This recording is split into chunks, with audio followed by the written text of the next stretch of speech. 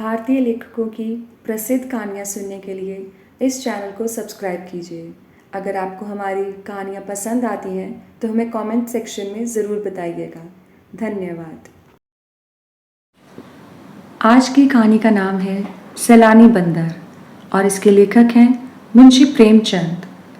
जीवनदास नाम का एक गरीब मदारी अपने बंदर मन्नू को नचाकर अपनी जीविका चलाया करता था।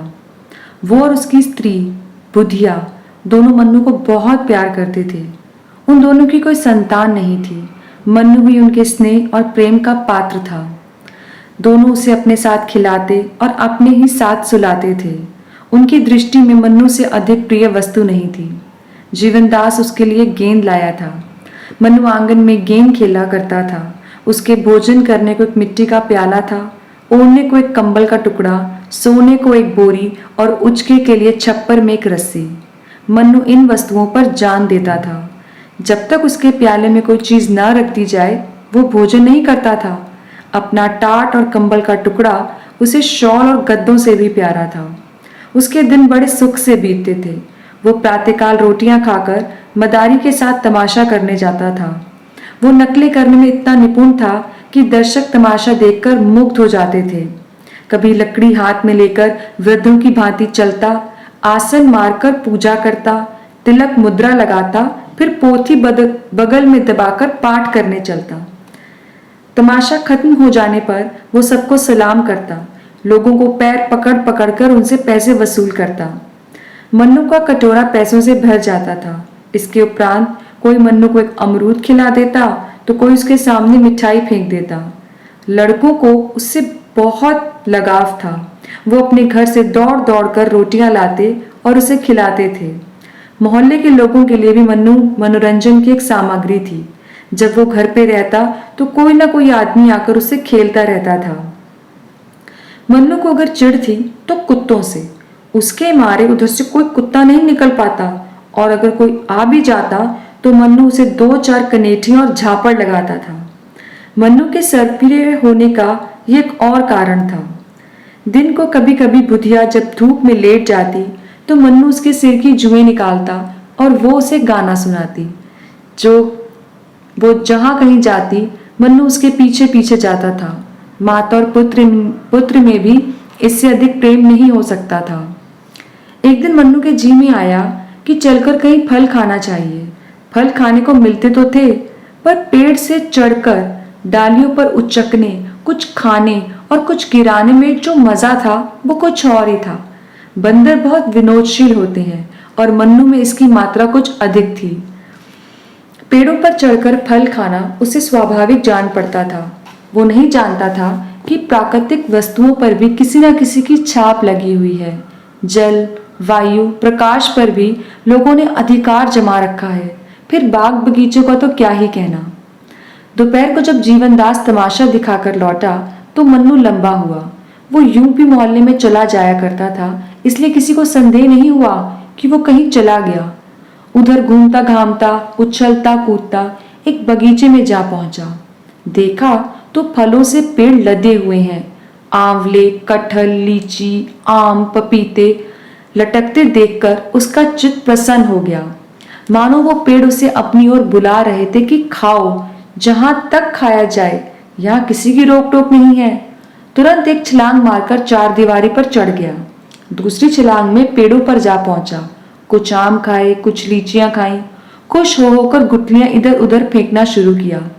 फिर सबसे ऊंची डाल पर जा पहुंचा और डालियों को हिलाने लगा। पके आम जमीन पर बिछ गए। खड़खड़ाहट हुई तो माली दोपहर की नींद से चौंका और मन्नू को देखते ही उसे पत्थरों से मारने लगा। पर या तो पत्थर उसके पास पहुंचे नहीं या वो सिर और शरीर हिलाकर पत्थरों से बच जाता था। बीच बीच में बागबान को दांत निकालकर डराता भी था। कभी मुंह बनाकर उसे काटने की धमकी भी देता था। माली बंदर घुड़कियों से डरकर भागता था और फिर पत्थर लेकर आ जाता था। ये कौतुक देखकर मोहल्ले के बालक जमा हो गए। मन्नू को इस शोरगुल में बड़ा आनंद आ रहा था। वो आधे फल खा खाकर नीचे गिराता था और लड़के लपक लपक कर चुन लेते और तालियां बजा बजा कर कहते थे, बंदर मामू और कहां तुम्हारा ठौर। माली ने जब देखा कि ये विलप शांत होने में नहीं आता तो जाकर अपने स्वामी को खबर दी। वो हजरत पुलिस विभाग के कर्मचारी थे।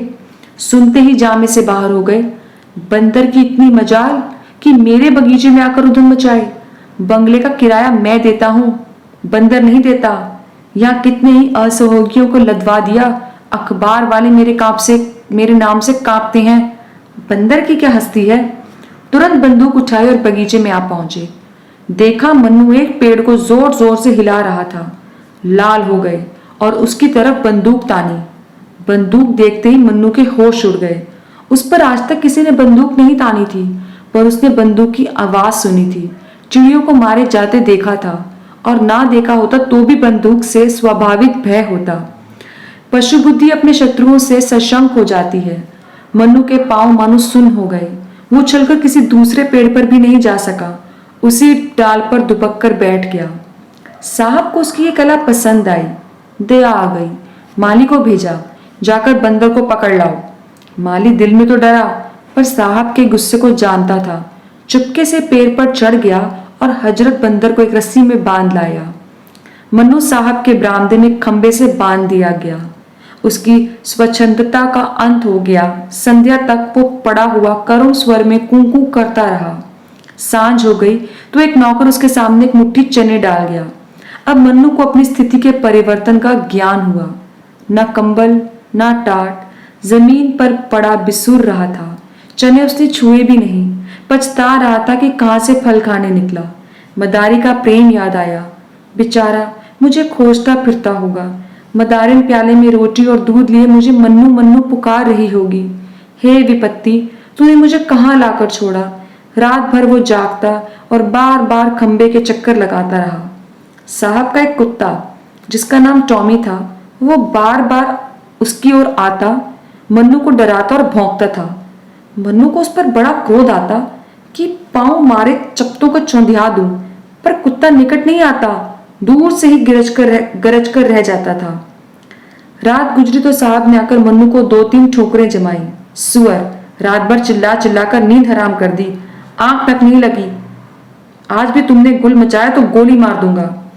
ये कहकर वो चले गए। अब नटखट लड़कों की बारी आई। कुछ घर के थे, कुछ बाहर के। कोई मन्नू को मुंह चढ़ाता, कोई उस पर पत्थर फेंकता, तो कोई उसको मिठाई दिखाकर लल जाता था। कोई उसका रक्षक नहीं था। किसी को उस पर दया नहीं आती थी। आत्मरक्षा की जितनी क्रियाएं उसे मालूम थी, सबके सब करके वो हार गया। प्रणाम किया, पूजा पाठ किया, लेकिन इसका उपहार यही मिला कि लड़कों ने उसे और भी दिक करना शुरू किया। आज किसी ने उसके सामने चने भी नहीं डाले, और यदि डाले भी तो वो खा नहीं सकता था। शोक ने भोजन की इच्छा ही नहीं रखी थी। संध्या समय मदारी पता लगाता हुआ साहब के घर पहुंचा। मनु उसे देखते ही ऐसा अधीर हुआ मानो जंजीर तोड़ डालेगा, खंबे को गिरा देगा। मदारी ने जाकर मन्नू को गले से लगा लिया और बोला, हुजूर, भूल चूक तो आदमी से भी हो जाती है, ये तो पशु है। मुझे चाहे सजा दे दीजिए, पर इसे छोड़ दीजिए। सरकार, यही मेरी रोटियों का सहारा है। इसके बिना हम 2 प्राणी भूखे मर जाएंगे। इसे हमने अपने बच्चों की तरह पाला है। जब से मत भागा है, मदारी ने दाना पानी छोड़ दिया है। इतनी दया कीजिए सरकार, आपका इकबाल सदा रोशन रहे, इससे भी बड़ा औहदा हो। आप हैं सपूत, सदा रहे मजबूत, आपके बैरी को दापे भूत। मगर साहब ने दया का पाठ नहीं पढ़ा था। गुड़ककर बोले, चुप रह पाजी, टैटे करके दिमाग चाट गया। बच्चा बंदर छोड़कर बाग का सत्यानाश कर डाला, अब खुशामद करना चला है। जाकर देखो तो कितने फल खराब कर दिया है इसने। अगर इसे ले जाना है तो 10 रुपया लाकर मेरी नजर कर, नहीं तो चुपके से अपनी राह पकड़। ये तो यहाँ बंधे बंधे मर जाएगा, या कोई इतने दाम लेकर इसे यहाँ से ले जाएगा। मदारी निराश होकर चला गया। वो बेचारा 10 रुपए कहाँ से लाता। बुधिया से जाकर सारा हाल कहा। बुधिया को अपनी तरस पैदा करने की शक्ति पर ज्यादा भरोसा था। बोली, बस देख ली तुम्हारी करतूत, जाकर लाठी से मारी होगी। हाकिमों से बड़े दाव पेच की बातें की जाती हैं, तब कहीं जाकर पसीजते हैं। चलो मेरे साथ चलो, देखो मैं छुड़ा कर लाती हूँ उसको। ये कहकर उसने मन्नू का सब सामान एक गठरी में बांधा और मदारी के साथ साहब के पास आई। मन्नू अब की इतनी जोर से उछला कि खंबा हिल उठा। बुधिया ने कहा, सरकार, हम आपके द्वार पर भीख मांगने आए हैं, ये बंदर हमको दान दे दीजिए। साहब, हम दान देना पाप समझते हैं। मदारिन, हम देश देश घूमते हैं, आपका जस गाएंगे। साहब, हमें जस की चाह या परवाह नहीं है। मदारिन, भगवान आपको इसका फल देंगे। साहब, मैं नहीं जानता भगवान कौन भला है। मदारिन, महाराज, क्षमा की बड़ी महिमा है। साहब, हमारे यहाँ सबसे बड़ी महिमा दंड की है। मदारिन, हजूर, आप हाकिम हैं, हाकिमों का काम है न्याय कराना। फलों के पीछे दो आदमियों की जान ना लीजिए, न्याय ही से हाकिम की बड़ाई होती है। साहब ने कहा, हमारी बड़ाई क्षमा और न्याय से नहीं, और ना न्याय करना हमारा काम है, हमारा काम है मौज करना। बुधिया की एक भी युक्ति इस अहंकार मूर्ति के सामने नहीं चली। अंत को निराश होकर वो बोली, हजूर, इतना हुक्म दे दें कि ये चीजें बंदर के पास रख दूं, ये इन पर जान देता है। साहब ने कहा, ये मेरे यहाँ एक कूड़ा करकट रखने की जगह नहीं है। आखिर बुधिया हताश होकर वहां से चली गई। टॉमी ने देखा मन्नू कुछ बोलता तो नहीं। शेर हो गया। भौंकता भौंकता मन्नू के पास चला आया। मन्नू ने लपक कर उसके दोनों कान पकड़ लिए और इतने तमाचे लगाए कि उसको छठी का दूध याद आ गया। उसकी चिल्लाहट सुनकर साहब कमरे से बाहर निकला और मन्नू को कई ठोकरें लगाई। नौकरों को आज्ञा दी कि इस बदमाश को 3 दिन तक कुछ खाने को नहीं दिया जाएगा। संयोग से उसी दिन एक सर्कस कंपनी का मैनेजर साहब से तमाशा कराने की आज्ञा लेने आया। उसने मन्नू को बंधे रोनी सूरत बनाए बैठे देखा तो पास आकर उसे पुचकारा। मन्नू उछलकर उसकी टांगों से लिपट गया और उसे सलाम करने लगा। मैनेजर समझ गया कि पालतू जानवर है, उसे अपने तमाशे के लिए बंदर की जरूरत थी। साहब से बातचीत की, उसका उचित मूल्य दिया और अपने साथ ले गया। किंतु मन्नू को श्री ही विदित हो गया कि यह में और भी बुरा फंसा। मैनेजर ने उसे बंदरों को रखवाले को सौंप दिया। रखवाला बहुत ही क्रूर प्रकृति का प्राणी था।